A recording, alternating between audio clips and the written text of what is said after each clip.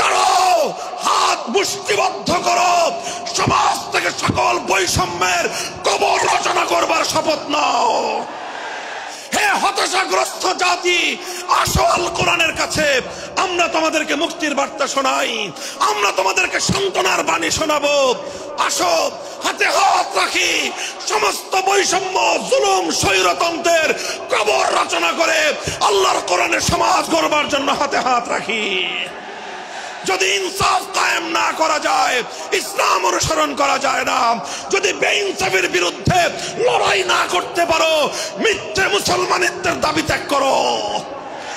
তুমি যদি ইনসাফের জন্য যুদ্ধ করতে না পারো, তুমি যদি বৈষম্যের বিরুদ্ধে লড়াই করার হিম্মত না রাখো, মুসলমানের মিথ্যা দাবি করা ভণ্ডামি ছাড়া কিছুই নয়। আর সর্বোপরি যদি একটি বৈষম্যহীন সমাজ গড়বার জন্য শাহাদাতের রক্ত দিতে হয়, আবু সাঈদদের মতো বৈষম্যের বিরুদ্ধে বুক পেতে দিয়ে জীবন দেওয়ার জন্য শপথ নিতে হবে। কোরআনে পাকের এক একটা আয়াত, কোরআনের এক একটা বিধান আল্লাহর জমিনে বাস্তবায়ন করার জন্য আমাদের জীবন যৌবনের বাজি লাগায় দিতে হবে, বাজি লাগায় দিতে হবে ইনশাআল্লাহ। ইনসাফ কায়েম করতে গিয়ে ছুরি যদি নিজের সন্তানের হাতের উপর দিয়ে যায়, সে হাত স্তব্ধ হয়ে যাবে না, সে হাত থমকে দাঁড়াতে পারবে না। যেখান দিয়ে ইনসাফ যাবে সেখান দিয়ে ইনসাফকে চালিয়ে দিতে হবে। এই সমাজ, এই জমিন এখন বিপ্লবী চায়। সে বিপ্লব আব্রাহাম লিঙ্কনের আদর্শের বিপ্লব নয়, সে বিপ্লব কার্ল মার্কস, মাও সেতুং আর লেনিনদের বিপ্লব নয়। বাংলার মাটি আরেকটা বিপ্লব দেখতে চায়, সে বিপ্লব হবে আল কোরআনের বিপ্লব, সে বিপ্লব হবে ইসলামী সমাজ গঠনের বিপ্লব। সেই বিপ্লবের জন্য 2000 যুবক নয়, যদি 2 লক্ষ যুবকের তাজা বুকের শাহাদাতের রক্তের প্রয়োজন হয়, সে রক্ত দেওয়ার জন্য শহীদ ঈদগাহে কারা কারা জমায়েত হবে, কারা কারা জমায়েত হবে। হ্যাঁ, এটা শুধু কথার কথা না, শপথ। এটা কথার কথা না, শপথ। এটা অঙ্গীকার। কার সাথে? কার সাথে? যেই অপরাধ করে মন্ত্রীর দুলাভাই ছাড়া পেয়েছে, যেই অপরাধ করার পরে এমপির শালার শাস্তি হয় নাই, যেই অপরাধ করার পরে শিল্পপতির বিচার হয় নাই, যেই অপরাধ করার কারণে রাজনৈতিক নেতার কোনো বিচার হয় নাই, একই অপরাধ দুর্বল, গরিব, অসহায় মানুষ করার পরে তার উপর আইনের শাসন 100 ভাগের জায়গায় 200 ভাগ বাস্তবায়ন করা হয়।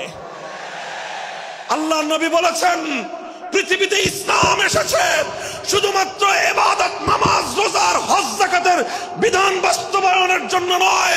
ইসলাম দুনিয়াতে আগমন করেছে, তার আগমনের অন্যতম উদ্দেশ্য হলো সমস্ত বৈষম্য দূর করে, জুলুম আর বেইনসাফি দূর করে বিশ্ব সভ্যতায় ন্যায় এবং ইনসাফ কায়েম করা।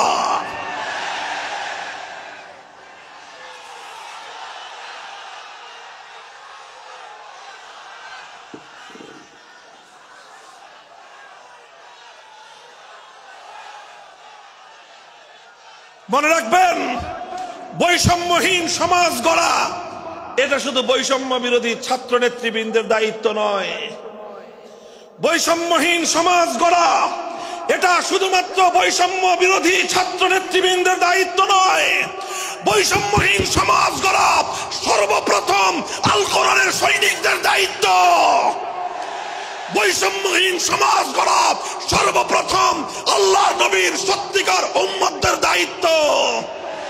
ওঠো, দাঁড়াও, হাত মুষ্টিবদ্ধ করো, সমাজ থেকে সকল বৈষম্যের কবর রচনা করবার শপথ নাও। মুহতারাম হাজিরিন, কথাটা খুব জায়গা লক্ষণীয়, শোনার বিষয়। যারা একটা বৈষম্যহীন সমাজ দেখতে চাও, যারা জুলুম এবং অত্যাচারে অতিষ্ঠ হয়ে গিয়েছো, যাদের জীবনকে এই ধরনের অন্যায়, অবিচার, জুলুম, শোষণ, স্বৈরতন্ত্র যাদের অন্তর হৃদয়কে জ্বালিয়ে পুড়িয়ে ছারখার করে দিয়েছে, হে হতাশাগ্রস্ত জাতি, আসো আল কোরআনের কাছে, আমরা তোমাদেরকে মুক্তির বার্তা শোনাই, আমরা তোমাদেরকে সান্ত্বনার বাণী শোনাবো। আসো হাতে হাত রাখি, সমস্ত বৈষম্য জুলুম স্বৈরতন্ত্রের কবর রচনা করে আল্লাহর কোরআনের সমাজ গড়বার জন্য হাতে হাত রাখি। দেখেন আল্লাহ পাক রব্বুল আলামিন যুগে যুগে যত নবী রাসূল প্রেরণ করেছেন, যুগে যুগে যত আসমানি কিতাব আল্লাহর পক্ষ থেকে অবতীর্ণ হয়েছে, কেন হয়েছে? শুধুমাত্র মুসল্লিদের সমাজ গড়বার জন্য নয়, শুধুমাত্র রোজাদার সমাজ গড়ার জন্য নয়, অবশ্যই কোরআন এবং কিতাব নাজিল হয়েছে নামাজের জন্য, অবশ্যই কোরআন এবং কিতাব নাজিল হয়েছে রোজা হজ যাকাত সহ আল্লাহ পাকের যাবতীয় বিধান সমাজে বাস্তবায়ন করার জন্য। তবে একমাত্র এটাই উদ্দেশ্য নয়, বরং সমস্ত কিতাব সমস্ত নবী রাসূল দুনিয়াতে আগমন করার অন্যতম একটা মৌলিক লক্ষ্য। কোরআনে পাকের সূরাতুল হাদীদ থেকে তেলাওয়াত করেন, অর্থ বুঝেন, মর্ম বুঝার চেষ্টা করেন। লাকাদ আরসালনা রুসুলানা বিল বায়িনাতি ওয়াল হুদা ওয়া আনজালনা মাআহুমুল কিতাবা ওয়াল মিজান লিয়াকুমান নাসু বিল কিসত। আল্লাহ কোরআন বলছে যে আমি নবী রাসূল পাঠিয়েছি, আসমান থেকে যুগে যুগে কিতাব নাজিল করেছি। এই সব কিছুর অন্যতম একটা উদ্দেশ্য হলো লিয়াকুমান নাসু বিল কিসতি। কোরআন নাজিলের উদ্দেশ্য, নবী প্রেরণের উদ্দেশ্য, শরীয়ত প্রেরণের উদ্দেশ্য, ধর্ম প্রেরণের উদ্দেশ্য হলো, অন্যতম উদ্দেশ্য হলো লিয়াকুমান নাসু বিল কিসতি। মানব সমাজ থেকে অন্যায়, অবিচার, জুলুম, শোষণ দূরীভূত করে ন্যায় এবং ইনসাফ কায়েম করা, এটাই হলো ইসলামের অন্যতম মৌলিক লক্ষ্য। যদি ইনসাফ কায়েম না করা যায়, ইসলাম অনুসরণ করা যায় না। যদি বেইনসাফের বিরুদ্ধে লড়াই না করতে পারো, মিথ্যে মুসলমানিত্বের দাবি ত্যাগ করো। তুমি যদি ইনসাফের জন্য যুদ্ধ করতে না পারো, তুমি যদি বৈষম্যের বিরুদ্ধে লড়াই করার হিম্মত না রাখো, মুসলমানের মিথ্যা দাবি করা ভণ্ডামি ছাড়া কিছুই নয়।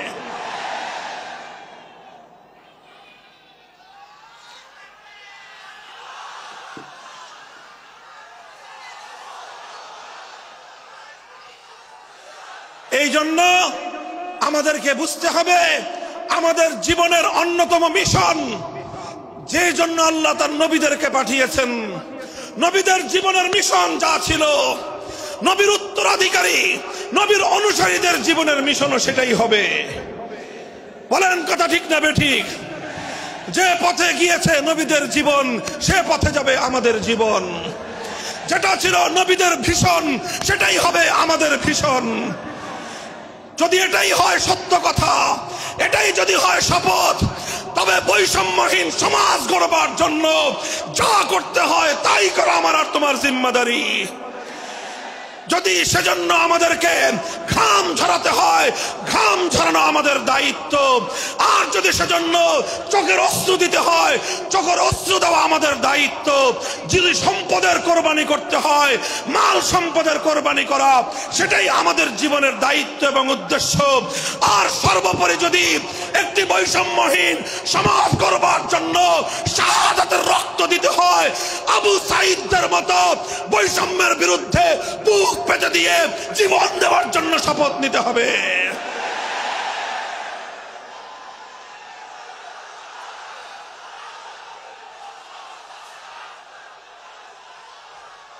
এই প্রস্তুত থাকবেন তো ইনশাআল্লাহ? আল্লাহর নবী বললেন এই বৈষম্য চলবে না, এই বৈষম্য জাহিলিয়াত, এই বৈষম্য মূর্খতা। সমাজের মধ্যে নিজের দলের লোক অন্যায় করলে পাগার পার, বিরোধী দলের লোক অন্যায় করলে আইনের শাসনে 100 ভাগের জায়গায় 200 ভাগ। নিজেরা অপরাধ করলে সেই অপরাধীকে ছাড়িয়ে নেওয়ার জন্য সমস্ত আয়োজন। বিপক্ষ মতের লোকজন অপরাধ না করা সত্ত্বেও তাদেরকে কেচোর মতো মাটির গর্ত থেকে ধরে এনে তাদেরকে বিচারের মুখোমুখি দাঁড় করানো, অন্যায় ভাবে তাদের জীবন থেকে তাদের যৌবনের সময়গুলো কেড়ে নেওয়া, বছরের পর বছর অন্ধকার কারা প্রকোষ্ঠে তাদেরকে বন্দী করে রাখা। এই জুলুম এবং অন্যায়ের অবসান যদি না ঘটাতে পারো, পুরুষ এবং যুবক মানুষ হিসেবে আল্লাহর কাছে জবাবদিহিতার সুযোগ থাকবে না। কাজেই তাফসীরুল কোরআন শুধুমাত্র কোরআনের তেলাওয়াতের জন্য নয়, তাফসীরুল কোরআন শুধু আল্লাহর কোরআনের মর্ম বোঝানোর জন্য নয়, আল্লাহর কোরআন তেলাওয়াত করতে হবে, মর্ম বুঝতে হবে, আর তালিমে হিকমতের কর্মসূচির অধীনে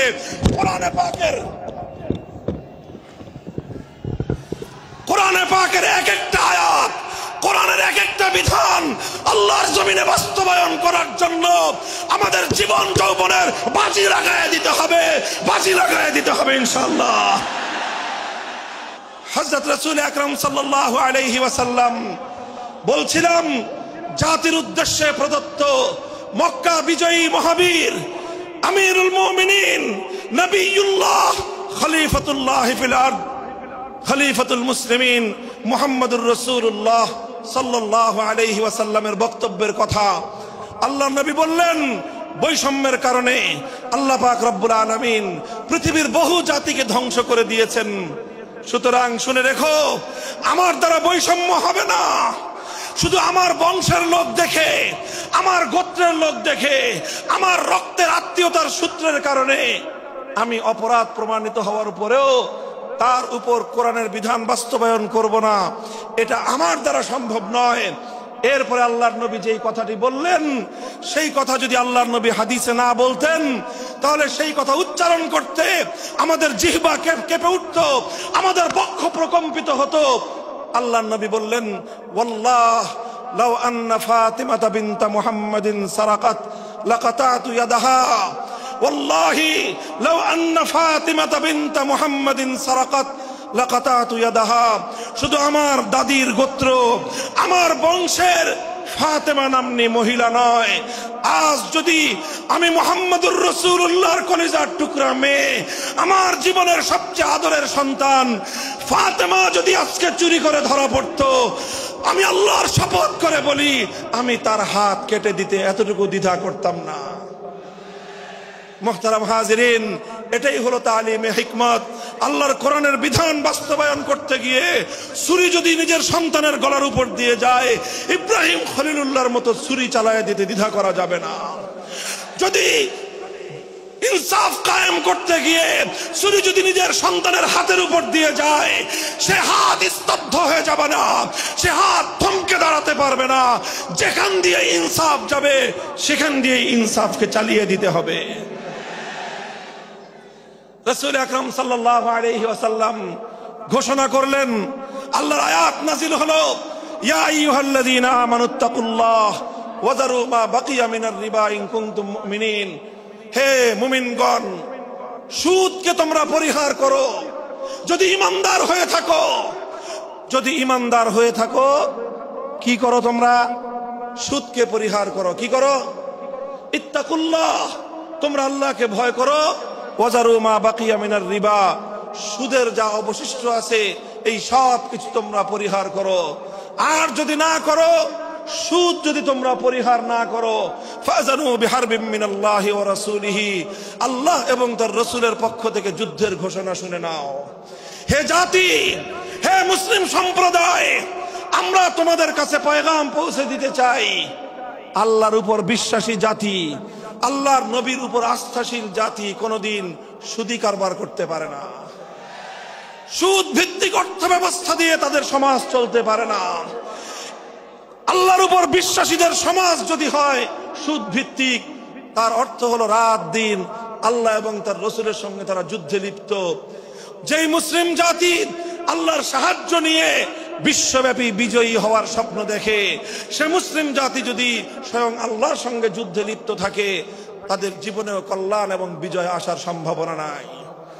এই জন্য মুসলিম জাতির উত্থানের জন্য মুসলমানদের বিজয়ের পূর্ব শর্ত হলো সুদ পরিহারের মাধ্যমে আল্লাহর সঙ্গে যুদ্ধ বন্ধ করতে হবে, আল্লাহর পক্ষ থেকে সাহায্য চাইতে হবে। কোরআনের আয়াত, সূরা বাকারার আয়াত, এই আয়াত নাজিল হওয়ার পরে আল্লাহর নবী শুধু তেলাওয়াত করে দায়িত্ব ক্ষান্ত করেন নাই, শুধু সুদের মর্ম বুঝিয়ে নিজের দায়িত্ব ক্ষান্ত করেন নাই। তৃতীয় দায়িত্ব তালিমে হিকমত, সুদকে সমাজ থেকে সমূলে উৎখাত করার উদ্যোগ নিয়েছেন। বলেন সুবহানাল্লাহ। শুধু আলোচনা করে বক্তৃতা দিয়ে নবীর দায়িত্ব শেষ হয় নাই, শুধুমাত্র তাফসীর করে দিয়ে নবীর দায়িত্ব ক্ষান্ত হয় নাই, বরং এক একটা বিধান, আল্লাহর এক একটা আয়াত কিভাবে সমাজে বাস্তবায়ন করা লাগে, করা যায়, নবীজি প্র্যাকটিক্যাল ভাবে তার উদ্যোগ গ্রহণ করেছেন। কিভাবে উদ্যোগ নিয়েছেন? সুদের বিরুদ্ধে কি উদ্যোগ নিয়েছিলেন? কিতাব উল্টান, হাদিসের কিতাব, বুখারী শরীফের হাদিস, নবীজি ঘোষণা দিলেন, আলা ইন্না রিবাল জাহিলিয়াতি মাওদুউন তাহতা কদামাইয়া। জাহিলিয়াতের যুগে যত সুদের কারবার চলতো, ইসলাম এবং আল কোরআনের সমাজ গড়বার পর সেই জাহিলি যুগের রীতি, সুদ ভিত্তিক অর্থ ব্যবস্থা মুসলিম সমাজে আর থাকতে পারে না।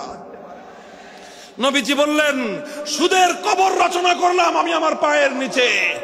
আল্লাহ নবী আক্ষরিক অর্থে কথা বললেন, আমি আমার পায়ের নিচে সুদের কবর রচনা করলাম। এরপরে আল্লাহ নবী ঘোষণা দিলেন, অনেকে আছো তোমরা যারা আগে কুফরির জমানায় জাহিলিয়াতের যুগে সুদের উপর লগ্নি করেছো, সুদের উপর মানুষকে ঋণ দিয়েছো, সুদী মহাজন যারা সুদের ভিত্তিতে মানুষকে টাকা দিয়েছো, এইরকম কাজ কারবার যারা করত, সেই যুগে তাদের মধ্যে একজন ছিলেন স্বয়ং আল্লাহর নবীর চাচা হযরত আব্বাস বিন আব্দুল মুত্তালিব রাদিয়াল্লাহু আনহু। মক্কার ঘরে ঘরে আব্বাস রাদিয়াল্লাহু আনহু মানুষের কাছে ঋণ টাকা দিতেন, টাকা পাওনা ছিল এবং সকল টাকা লগ্নি করা ছিল, বিনিয়োগ করা ছিল সুদের ভিত্তিতে। আল্লাহর নবী ঘোষণা করলেন, জাহেলি যুগের সমস্ত সুদ আমি আল্লাহর নবী মওকুফ ঘোষণা করলাম। সর্বপ্রথম যেই সুদ আমি মাফ ঘোষণা করলাম সেটা হলো আমার চাচা আব্বাসের সুদ। কাউকে আমার চাচার কাছ থেকে যারা ঋণ নিয়েছিল, কেউ আর আমার চাচার সুদ দিতে হবে না, শুধুমাত্র মূল পুঁজিটা ফেরত দিবে। সুদ আজ থেকে কবর রচনা করা হলো। হে মুসলমান, যেই সুদের কবর রচনা করে সেই কবরের উপর ইসলামের বিজয়ের বুনিয়াদ কায়েম হয়েছিল, ইসলামের বিজয়ের কেতন উড়েছিল।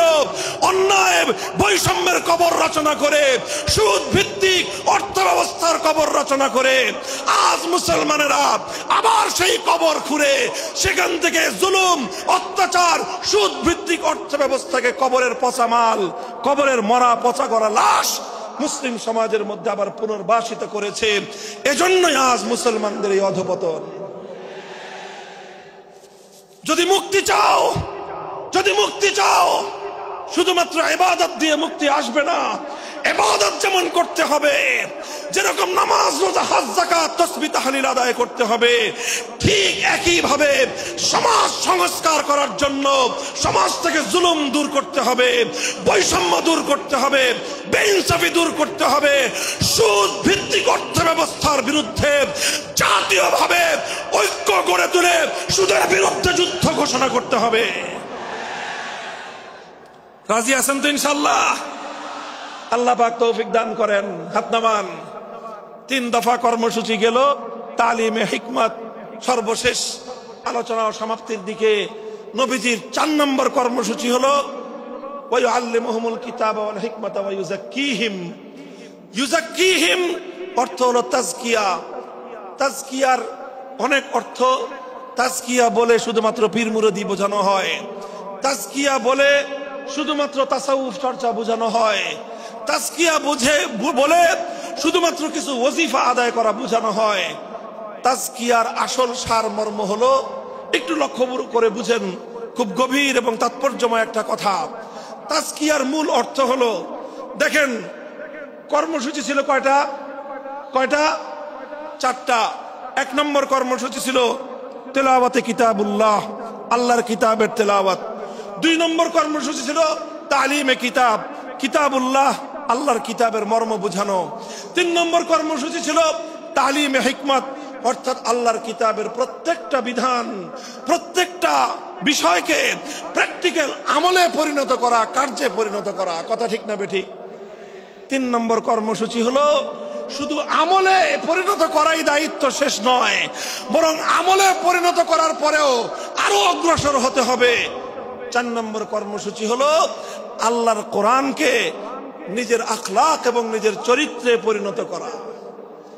কোরআনকে চরিত্রে পরিণত করা, কোরআনের চরিত্র অর্জন করা, কোরআন যে আখলাকের কথা বলেছে, কোরআন যেই চরিত্রের কথা বলেছে, সেই কোরআনই চরিত্র যখন একজন মানুষ গঠন করতে পারে, এটাকেই বলা হয় তাজকিয়া, এটার নামই হলো তাসাউফ। মুহতারাম হাজিরিন, আল্লাহর নবী নিজের জীবনে 100% 100% আল্লাহর কোরআনকে নিজের চরিত্রে পরিণত করতে পেরেছিলেন। এই জন্য যদি কেউ জিজ্ঞাসা করে আল্লাহর নবীর সিরাত কি, নবীর জীবনীটা কি বলেন তো, সবচেয়ে সংক্ষিপ্ত অথচ সবচেয়ে পূর্ণাঙ্গ জবাব হলো, কি বললাম, সবচেয়ে সংক্ষিপ্ত অথচ সবচেয়ে পূর্ণাঙ্গ। নবীর জীবন সম্পর্কে সবচেয়ে সংক্ষিপ্ত এবং সবচেয়ে পূর্ণাঙ্গ বর্ণনা হলো কানা খুলুকুহু আল কোরআন, আমার নবীর চরিত্র ছিল কোরআন। কোরআন যা বলেছে নবীর চরিত্রে সেটা বাস্তবায়িত হয়েছে, নবীর আখলাকে সেটা বাস্তবায়িত হয়েছে। নবীজির কথাবার্তা, নবীজির উঠা বসা, নবীজির আচার ব্যবহার, নবীজির প্রত্যেকটা অ্যাক্টিভিটি, এমনকি চিন্তা চেতনা সব যখন আল্লাহর কোরআন অনুযায়ী তৈরি হয়, তখন সেটাকেই বলা হয় তাজকিয়া। আর এটাই হলো কোরআনকে কেন্দ্র করে চতুর্থ কর্মসূচি। মুহতারাম হাজিরিন, আমি আমার আলোচনা এবার সমাপ্তির দিকে টেনে নিয়ে যাই। আসুন আমরা আল্লাহর কোরআনকে সেন্টারে রেখে একটা সমাজ বিনির্মাণের চেষ্টা করি।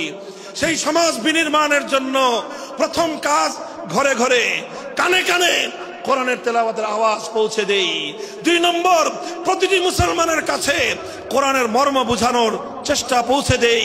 3 নম্বর হলো কোরআনের প্রত্যেকটা বিধান সমাজে, ব্যক্তিগত জীবনে, পরিবার জীবনে, সমাজে, রাষ্ট্র জীবনে বাস্তবায়ন করার উদ্যোগ নেই।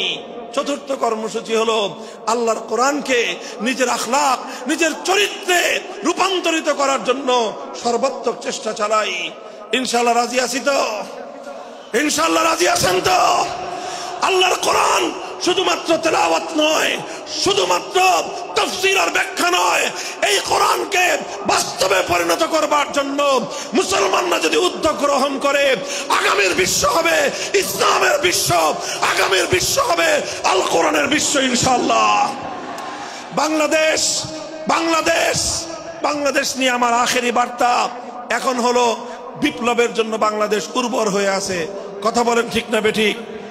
বৃষ্টির পানি পড়লে যেভাবে শীতকালের পরে বৃষ্টির পানি পড়ার সঙ্গে সঙ্গে ফসলের মাঠ যেমন চাষাবাদের জন্য উর্বর হয়ে যায়, আবু সাইদ, মুগ্ধ, সিফাত হাসান, এভাবে আমাদের অসংখ্য অগণিত বীর শহীদদের রক্ত ভেজায় বাংলার মাটি এখন ইসলামী বিপ্লবের জন্য উর্বর হয়ে আছে, আল কোরআনের বিপ্লবের জন্য উর্বর হয়ে আছে। এই সমাজ, এই জমিন এখন বিপ্লবী চায়। সে বিপ্লব আব্রাহাম লিঙ্কনের আদর্শের বিপ্লব নয়, সে বিপ্লব কার্ল মার্কস, মাও সেতুং আর লেনিনদের বিপ্লব নয়। বাংলার মাটি আরেকটা বিপ্লব দেখতে চায়। সে বিপ্লব হবে আল কোরআনের বিপ্লব, সে বিপ্লব হবে ইসলামী সমাজ গঠনের বিপ্লব। সেই বিপ্লবের জন্য 2000 যুবক নয়, যদি 2 লক্ষ যুবকের তাজা বুকের শাহাদাতের রক্তের প্রয়োজন হয়, সে রক্ত দেওয়ার জন্য শহীদ ঈদগাহে কারা কারা জমায়েত হবে, কারা কারা জমায়েত হবে। হ্যাঁ, এটা শুধু কথার কথা না, শপথ। এটা কথার কথা না, শপথ। এটা অঙ্গীকার। কার সাথে? কার সাথে? ইনশাআল্লাহ এই শপথ এবং অঙ্গীকারের উপর আমরা আমাদের জীবনের অবশিষ্ট সময়গুলো অতিক্রম করার চেষ্টা করব। করবেন তো ইনশাআল্লাহ? আল্লাহ পাক কবুল করুন, তৌফিক দান করেন। 3 দিন ব্যাপী আজিমুস শান তাফসীরুল কোরআন মাহফিলের এই আয়োজন সার্থক হোক, ইসলামী সমাজ গঠনের জন্য এখান থেকে মানুষ অনুপ্রেরণা নিয়ে ঘরে ফিরুক। ঘরে ঘরে কোরআনের আলো, ঘরে ঘরে কোরআনের তেলাওয়াত, কোরআনের তালিম এবং কোরআনের হিকমতের আমল শুরু হোক। আল্লাহ আমাদের সকলকে গ্রহণ করুন, তৌফিক দান করেন। ওয়া আখিরু দাওয়ানা আলহামদুলিল্লাহি রাব্বিল আলামিন।